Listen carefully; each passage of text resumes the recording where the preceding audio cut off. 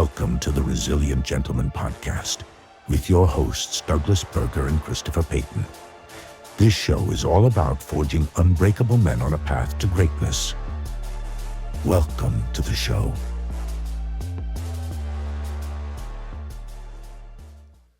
Welcome back, ladies and gentlemen, to the Resilient Gentleman, exclusively sponsored by Trans World Business Advisors and the 615 Negotiator, your car buying superhero. That's right, my superhero. Love it. The Resilient Gentleman.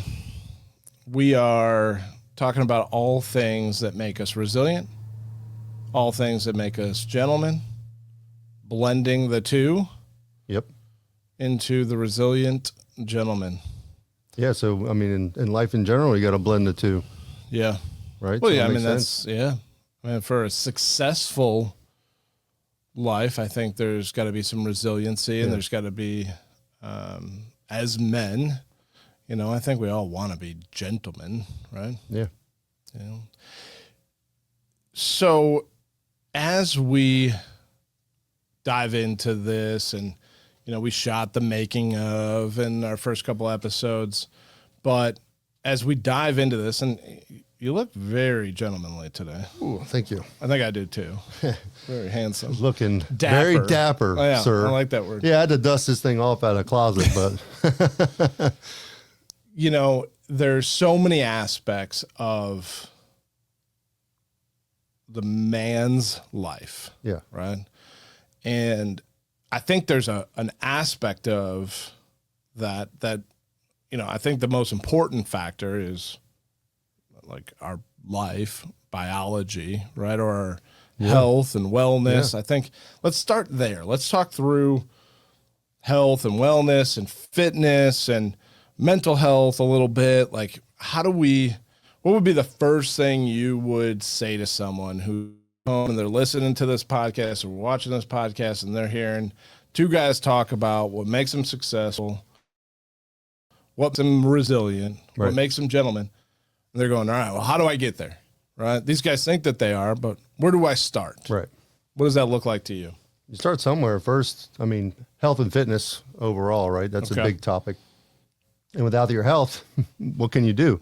Right. And then how do you ultimately get yourself in the best health Okay. and or build your body to a point where it's the most resilient to all the incoming stressors, you know, all of our duties, expectations, activities, and all that. And I'm a firm believer it's physical fitness, Yeah.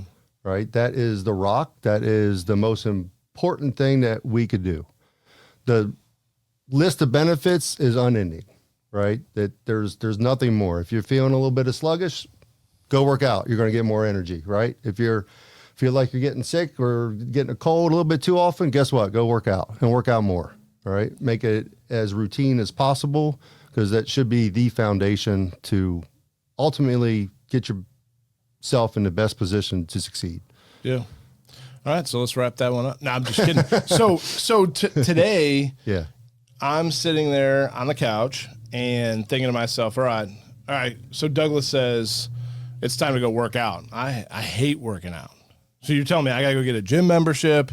I got to go start bench pressing and squatting and all of a sudden my knees hurt. Yeah. What does that look like? Where do we go from, all right, he said to go work out to like practical, how do I get there? Yeah, so good question. And I guess it depends on the state of level or whatever level they are currently. Sure. If they're not working out at all or haven't been for a long time, start with a walk, right? Okay. Just one of the habit building articles I was reading, it's like, all right, at 7 a.m., you're going to put your sneakers on, right? Just simple as that. And then what do you do when you put your sneakers on? You go for a walk or you go for a jog, depending on where you are.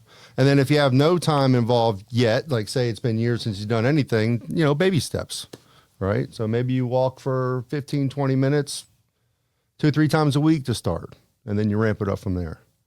Okay. And then get involved with communities and guys like us, right? So, I mean, we're infectious, but we're also recruiters. Yeah. Everybody that works out likes to have somebody to work out with. And that's a good point too, is having an accountability partner. Well, so I was going to bring that up because I think that that's such a factor. And that's what I think the gym community, I was talking about that with someone the other day. And, well, Dylan Mullins, we were chatting about, gym life and the expectation of seeing someone at the gym, right? Or the expectation of being seen. And whether you work out directly with someone or not. Yeah. Like, let's say we were workout partners. Yes, you're going to text me and say, hey, what time are you going to be there? Yeah. Yep. Okay, I'll be there at 6:30 or whatever. There's also the other part of the gym culture and community that, when you walk in the gym, there's guys that, hey, good to see you, man. Yeah. And they may not be who you're working out with, but they're there all the time. It's another level of brotherhood. Yeah, and accountability. Yep. And so that day that you maybe skipped, or a couple days you skipped, and it turns into 3 or 4 days you skip, and then you show back up. Where you been, dude? Yeah. You on vacation? Or if it's in your closed group, where's the text? That's right. When you're 5 minutes late. That's right. Where are you? What are you doing? Yeah, Sleeping warm-up's in? over, And there's usually bad words that follow those texts. Right. But yeah, that's good. I mean, that's solid to have that accountability because we all need it, right? There's going to be days you don't want to get up. So would that be not as important, right? I mean, if you have the motivation to get up and work out, that's fine. And motivation, it can be anything, right? I'm motivated to get rid of some of my belly fat, right? But I'm not disciplined because I really like the ice cream at night. So like a good analogy with that is horsepower and torque, right? Okay. So motivation is like the torque. It gets you started.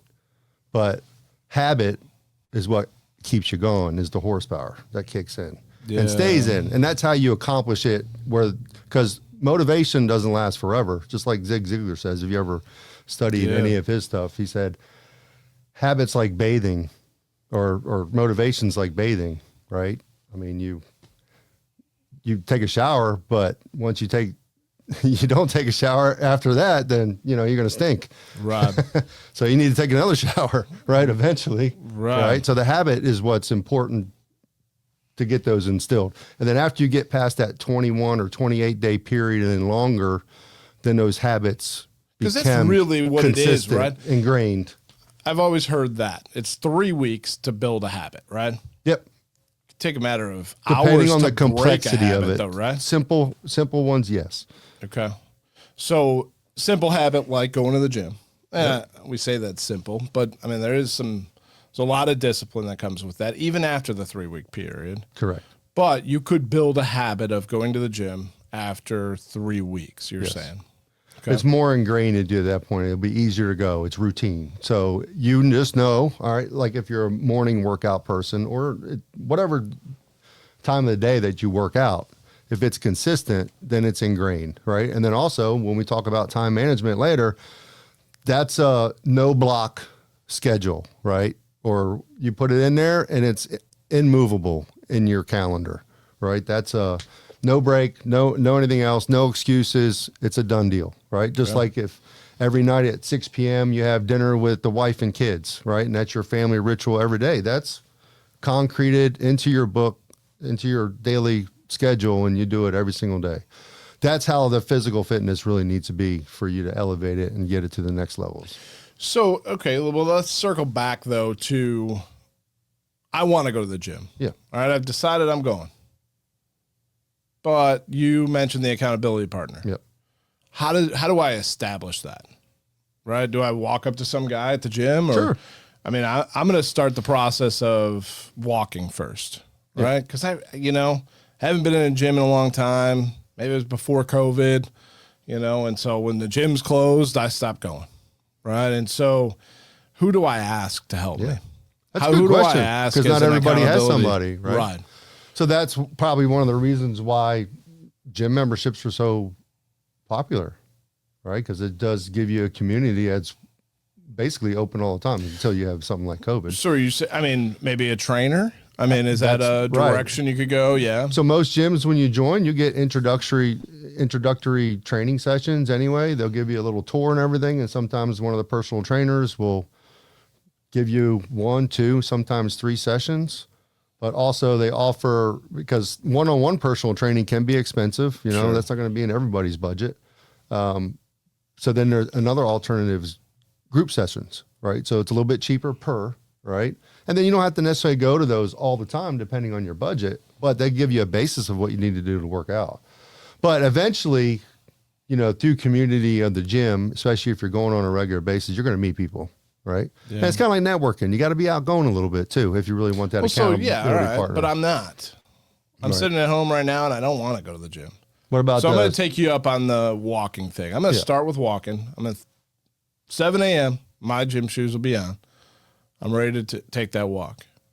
But tomorrow I don't feel like it. Yeah. Who's holding me accountable? yourself and or an accountability partner if you happen to pick one. Like, it doesn't have to be someone physically with you. Right. Like, maybe it's somebody else that's doing it remotely, right? There's fitness apps out there that there's communities that share their workouts and such too. Yeah, I mean, we have a Peloton bike, Yeah. right? And Yeah. there's a great community on there that you can kind of get attached to.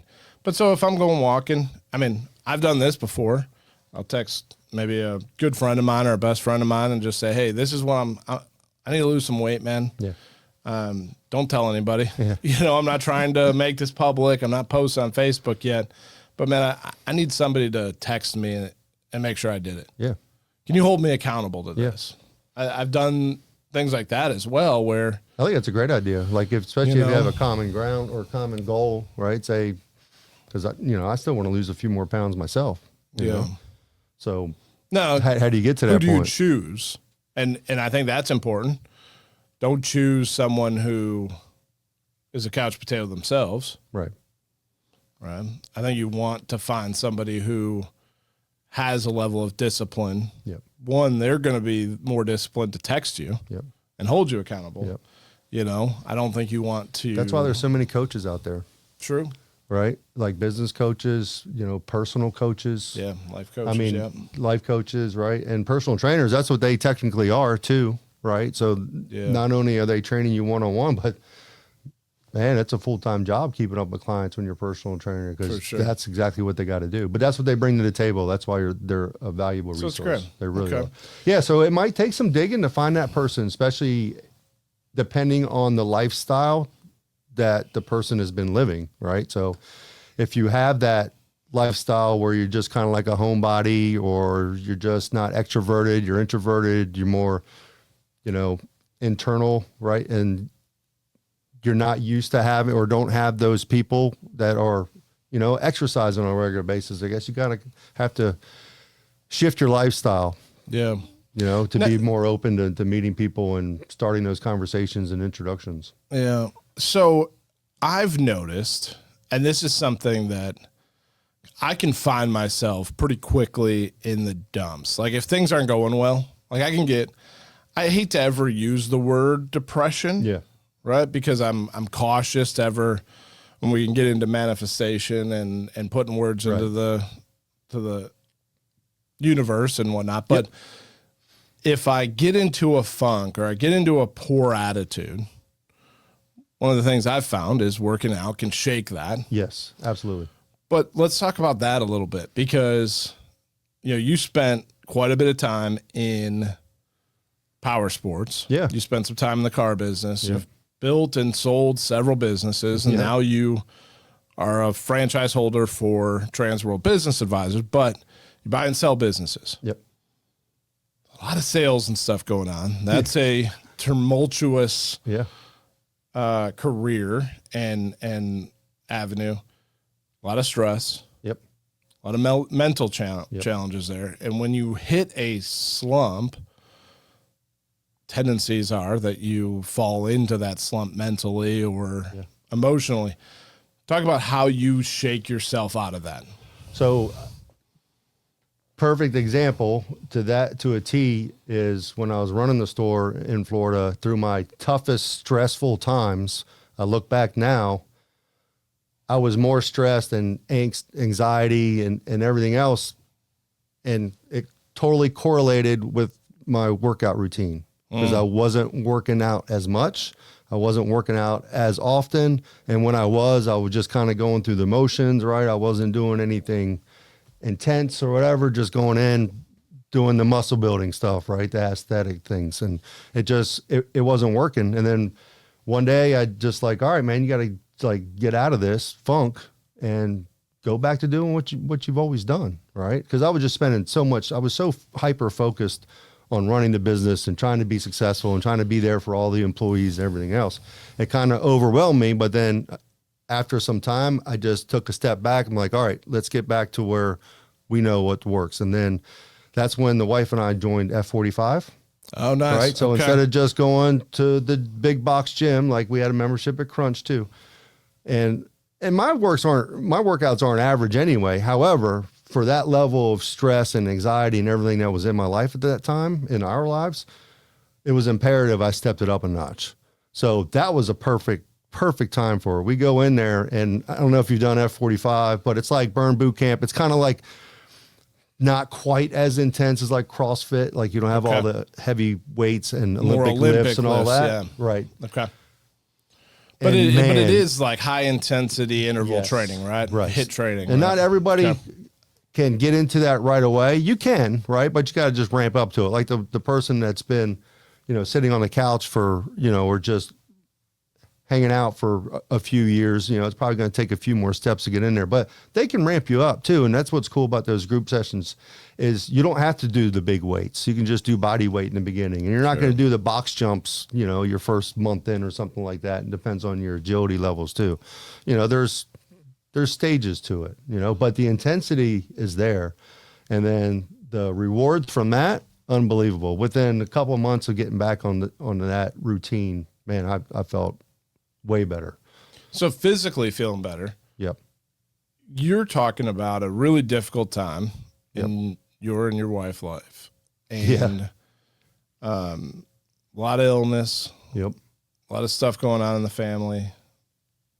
And, we swinging it back to that gym experience. Yep. Right. I've done CrossFit. I only did it for a short period of time. Yeah.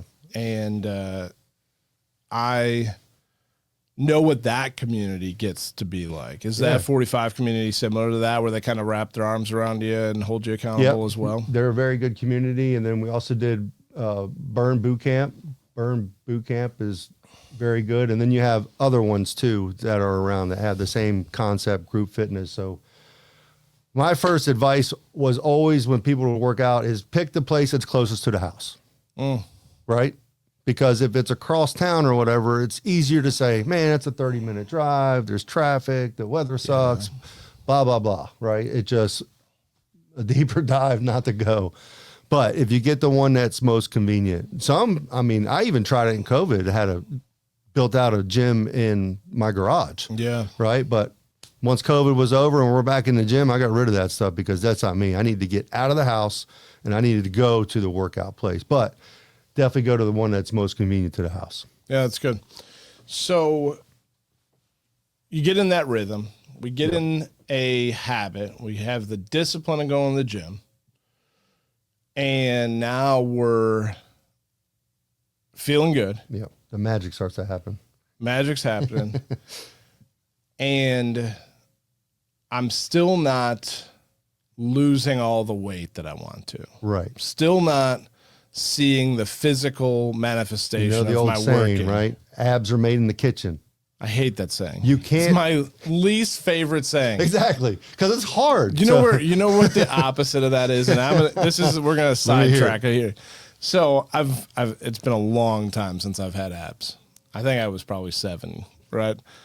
But I have a decent set of traps, and so those are also built in the kitchen and the gym. And you can't build those without mass, right? And so I tease a lot of the ab holding members. You can have both. Yeah. What you can't have is abs and be skinny. Excuse me. You can have abs and be skinny and not strong. You can be, yes. You It's can be rare strong you and have skinny. traps. Be strong And skinny? and skinny. I got some pictures that'll disprove that. I'd I like used to to look love at those, working yeah. traps because traps are cool because when you bulk up your traps, it make you just look bigger than what you are anyway. sure. And they're pretty intimidating. It's pretty cool. Yeah, when you get a set of traps, shoulders, Yeah, chest, like- it doesn't really matter what that That's like midsection trying to looks pick like. a fight with a guy that has cauliflower ear, right? Right, Don't yeah, do it. don't do it. He's going to whip your butt probably within like 2 or 3 seconds. That's Or a right. crooked nose or something. He's probably a boxer, so you might want to steer away from the argument there. Yeah. He spent some time on a mat somewhere. Yeah. Exactly. So little sidetrack, but No, but circling it's back, important. yeah, and you know, so let's get into the diet aspects of things, right? And that would be, so you've got the discipline in place, you're going to the gym, you're maybe not seeing the results you want Yeah, and you won't. because you're not eating right? So if you've been sedentary for a good amount of time, right? Now you're gonna shed some pounds. So you will. So the first month, you say you're 200 pounds, you're 30% body fat, right? And you start working out 3 to 5 times a week. And that actually helps you with your diet too, by the way. And we can get into more of that later. But however, you will lose weight. You'll probably lose 5 or 10 pounds as long as you're not overeating more than what you were. Your metabolism will kick in. It won't be the first couple of weeks or so, but then it'll kick in. You'll probably lose 5 or 10 pounds that first week. And then you'll plateau unless you start making more changes, which would include increasing your workouts, but more The importantly, intensity. getting more dialed in with the diet. Right. Right. And So by diet is more discipline oriented than working out. So Yeah. it's easier to go work out than it is not to eat the little donut circles I had at the B&I meeting this morning. Yeah, yeah. Country donuts and donut holes will do that too.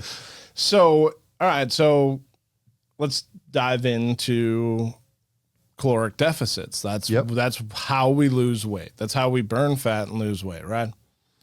So Correct. how do you make sure you're in a caloric deficit? It's all related, Okay. right? Like we talked before about fasting, right? Yep. You can fast, and this is where I made the joke with the sumo wrestler. It wasn't Yeah. about you. So supposedly they wouldn't eat all day long, right? And then at whatever time it was, they would eat and then go to bed. However, even if you only have an hour or 2 window fasting and then eating, it still depends on what you eat, right? So Yeah. if your calorie effort for the day is 3,000, but then in that 1 to 2 hour window, you consume 4,000 calories, guess what?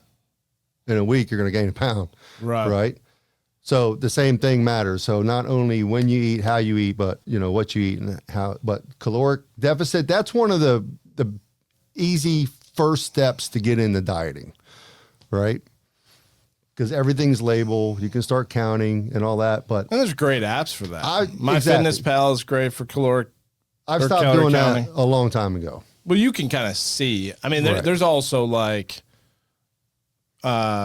little tools that they tell you, Yeah. like how much, like eat the protein should be the palm of your hand, your carbs Yep. should be, you know, and there's So it things around sounds, you can verbally explain it and it sounds super easy, yeah, right? If you want to lose weight, eat 1 meal a day and just eat meat, right? Good protein sort, steak, chicken, whatever, and a few vegetables, if that, right? And if you want to throw fruit in there or something, just make sure it's like a dark berry or something like that, because the oranges and bananas and everything nowadays, they are not conducive for weight loss.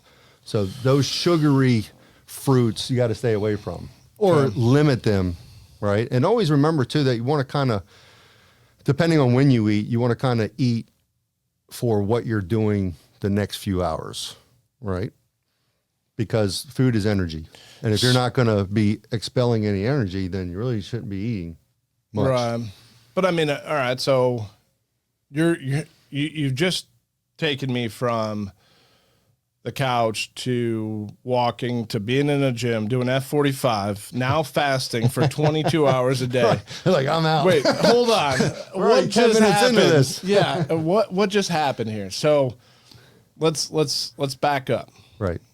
mentally, for me to move from I'm not happy with where I'm at to pretty satisfied with where I'm at, first step, start moving. Yep.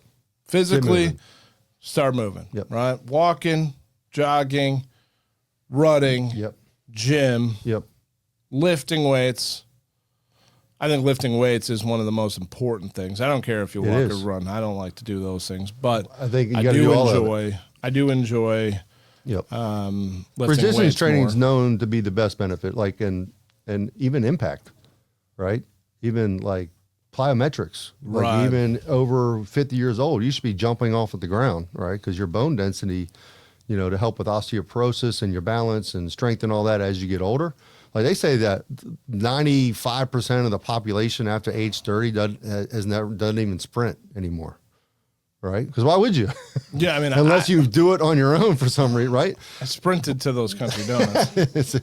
But that's such a good thing to do for your body, right? Right. And resistance training is probably one of the number one things to be able to do to keep your health, well-being, bone density, and everything else, especially as you get older. Yeah. So I'm 44. I'm the strongest I've ever been in my life.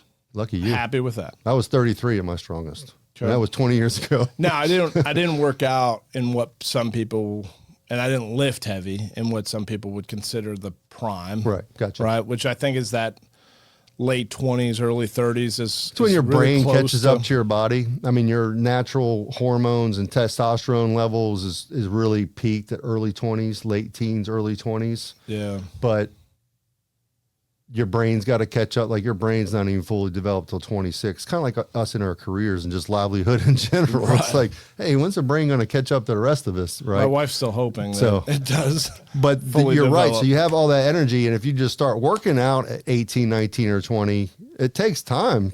Right. So depending on when you start, but that's a good time to start because you build that strong foundation and it'll always be there. You will have atrophy and get smaller, but everything you did in the past will still reflect. Well, and so if we're getting to that point that, all right, I see what you guys are saying. I gotta get to the gym. Yep. I'm gonna get off the couch. I'm gonna go to the gym. I haven't been in a long time. I'll start working out. I'll start eating right. Okay. Nailed those two things. I've got some of my habits developed.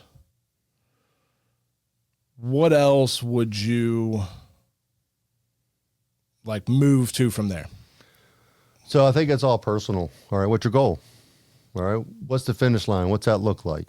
Yeah. And then work it from backwards, right? From the end result. And then what do we need to do to get there? Right. And then also what are the challenges that are going on in my life currently? And what do we have to combat? All right. So I think that's all will determine too, like your time and space when it comes to it. And I don't want anyone to get overwhelmed with, diet and this and, intensity and all that, but just get moving. Start with baby steps, right? Just do a little bit of something. If you can get up to every day, that's awesome. And the same thing with the diet. I mean, just don't, if you automatically go to a crash diet for what you're used to, chances of falling off of that wagon is pretty high. Like you'll crash and burn and then you just go right back. So if you just take one little piece each day or each week or each month, say, I don't know, maybe eat dessert or something a couple nights a week. Maybe if you can cut that out, right? Or just have it like once a month instead of once a week or whatever it is.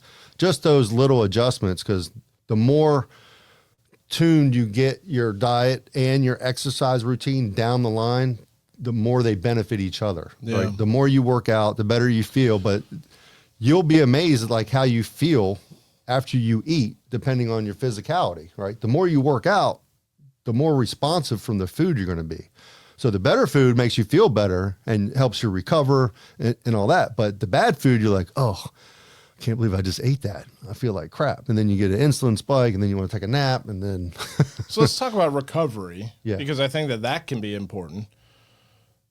Where does that start? Sleep. Okay. So you can have post-workout protein shakes and all that out the wazoo. There's nothing more important than sleep. right? And that's a good topic of discussion too, is try to shoot for 7+ hours. And that should be one of those hard line in your schedule. Make sure you're getting out at least 7 to 8 hours of sleep. Right, but all my buddies play Call of Duty till 2 a.m. Well, what time do they have to get up? Or they the guys don't have to get up till noon? But I want to go to the gym at 7. So, I mean, which do I give up? So that's it. So you have your task list, right? And you prioritize them. So nice. Right. If you're married, you're not going to be hanging out with the single boys until 2 or 3 o'clock in the morning either. Yeah, that's fair. in the bar somewhere. So that's all relative. So we got to get good sleep. Yes, 100%. Okay. So, and it all correlates too. The better you eat, the more you work out, the better you're going to sleep, and the better you sleep, the better you're going to work out, and the better you can eat.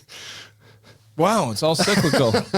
Now, I do want to touch on this, and I think it's important because neither of us are doctors. Definitely not a doctor. So I'm not a certified trainer, nutritionist. We're talking about our lives. Yeah. What we've experienced. Yeah. And I have been a certified personal trainer, and I have been a certified personal training with an expertise in nutrition. Well, you didn't mention that to start the show, and that would have been helpful. I would have trusted much more of what we said. But that was 20+ years ago. But, you know, things have changed. Yeah. There's technology Your body's so different now. Right. Our bodies operate completely differently than they did 20 years ago. Different lifetime. But. Yeah. But no, so that, all right, so that brings up a good point. Should I hire a trainer? Should I hire a nutritionist? We talked about accountability, but having someone who really knows what they're talking about. Yes. You do. Yes. You've experienced that. You've been certified. So what is the value of bringing that into my life? So it's tremendous. I mean, it's more than you can imagine, and you'll get out of it what you put into it. Right. Now, that doesn't mean you have to go to the gym and meet the trainer 5 days a week, right, and have one-on-one sessions that much, because that's pretty pricey. If you can afford it, great. If that's what you need, right, perfect. However, you can do that in small increments too. You could have like one meeting a month with a personal trainer or a dietitian just to help you coach through those things, or coach you through those things, right? What are your goals, right? And actually, basically, it's a review of what you did, right? How many workouts did you have? Which workouts did you do, right? How often, how much? What'd your diet look like? Because if you're really, really into it, you can write all that stuff down, and you can. And that's what's cool about wearing the technology that we have now. So I got the watches that hook up to the phone, and it records everything, the sleep, right? I got the Hume scale, so I measure my body fat and all that on a daily basis. The workouts go right onto my watch, and that goes in the phone, and then it gives you a score of your health and fitness. So that's pretty good self-accountability that you can do on your own. Bring that Hume scale in on episode 3. Let me lose some more weight before I do it. No, let's do it on 3, and then let's challenge each other to see where our So I'm glad you brought that up, because I wanted to create, or thought about creating, an event based around that. I love that. Or an ongoing accountability type support group. Say, all right, here's the scale. Let's hop on it. And then guess what? Next week, we're going to meet again. So just that alone, you're going to eat one less donut. All right. You're going to drink one less Dunkin' Donuts milkshake. I'm just trying to stay awake for this conversation, man. No. But so that's one step in the right direction. I love that. Yeah. Let's talk about that moving forward. I think something we need to look at, because you've kind of got us overwhelmed a little bit with working out for several hours a day, not eating for several hours a day, sleeping for 7+ hours. And that's the thing too. You don't have to go work out for such a long period of time, and that's why high intensity workouts, right? You can go in there, you can get a serious workout in 20, 30 minutes. Okay. Right? You don't have to be in there for an hour. All right. Or so an hour and a half. Let's go do a sprint, see how long you last. No. Right? So maybe you last 10, 20 seconds or something like that. But that's probably a good workout for you that day if you haven't sprinted in a long time. So next week, I want to dive into what your schedule looks like. Okay. Let's talk about time management. Yep. Let's talk about how we break down getting a workout in, working. I've got one child. Some guys have got 3, 4, 5 kids. Yep. Right? How do I fit in baseball and all the other stuff and get the 7 hours of sleep? I didn't get to play any Call of Duty. Right. So let's talk about that next week. You're listing a whole bunch of challenges I don't have to worry about anymore. Right. You're past the I don't play empty Call of nester. Duty. Right. I'm an empty nester. Yeah. Right. So, and it's not uncommon for us to go to bed at 9 o'clock. Right. I was worried when I texted you the other night that it might have been too No, late. I'm usually up till 10 or 11, but Okay. you know, and the sleep thing too. So I always try to get that 7, 8 or hours or whatever, but with everything else going on, and if you're doing the workouts, if you have that one night, because we talked about this too, like there's some nights we don't sleep and you get something on your mind, you can't, that's okay to have 1 or 2 nights occasionally like that. That's totally normal. And the good thing is the next night you'll probably sleep like a baby because you're so tired. And then you throw the workout in there too. Perfect. That sleep's going to be good. Well, that's Douglas Berger. I'm Chris Payton. We're the Resilient Gentlemen. Next week, we'll talk about our schedules and time management and how to maximize the 24 hours that we have in a day. That's it. Brought to you by Transworld Business Advisors of Murfreesboro and The 615 Negotiator. your car buying superhero. That's right. I nailed it that time. You got it. Thank you, everybody. Thank you for listening to the Resilient Gentleman podcast. Be sure to like, share, follow, subscribe, and of course, please leave us a 5-star review. We will see you on the next one.